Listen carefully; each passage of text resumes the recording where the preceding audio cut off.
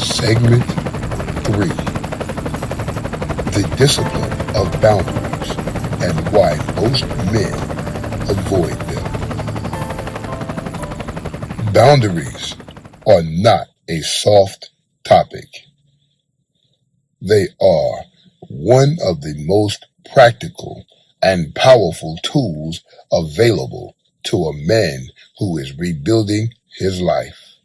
And they are also one of the most consistently avoided, misunderstood, and poorly executed disciplines in the personal development of men who come from the kind of environments that incarceration reflects. Here is why.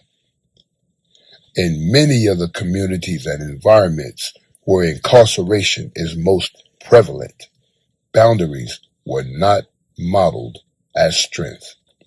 Saying no was interpreted as weakness. Protecting your energy was seen as selfishness. Walking away from situations that threatened your stability was called running. So most men in your position learned to absorb, to stay in, to manage everything without ever establishing the lines that protected what they were building. And that pattern, if not interrupted, follows you into your rebuild and dismantles it from the inside.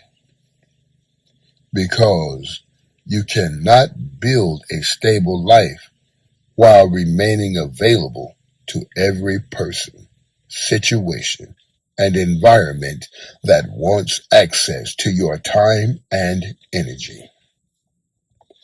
Boundaries are not walls. They are not about cutting people off or becoming inaccessible to walking through the world with an impenetrable exterior. Boundaries are about clarity. They define what you will and will not participate in, what you will and will not tolerate, what gets access to you and what does not. And they communicate that clarity to the people around you, not through aggression, but through consistent behavior. When you have clear boundaries, you stop leaking energy into situations that drain you. You stop being pulled into conflicts that are not yours. You stop absorbing other people's chaos as your responsibility. And you free up the time, focus, and emotional capacity to put into what you are actually building. The men who build most powerfully are not the ones who are available to everyone. They are the ones who are fully present and committed to the people and purposes they have chosen, and appropriately unavailable to everything that competes with those commitments. That selectivity is not coldness, it is discipline. Here is your action step.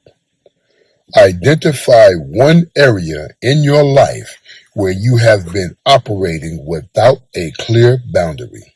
A relationship, a situation, a recurring demand of your time or energy that you have been absorbing without choosing to. Define the boundary clearly in writing. What you will and will not do going forward. Then communicate it, not with a speech, but with your behavior, starting immediately. Because a boundary that exists only in your mind is not a boundary. It is a wish. Make it real.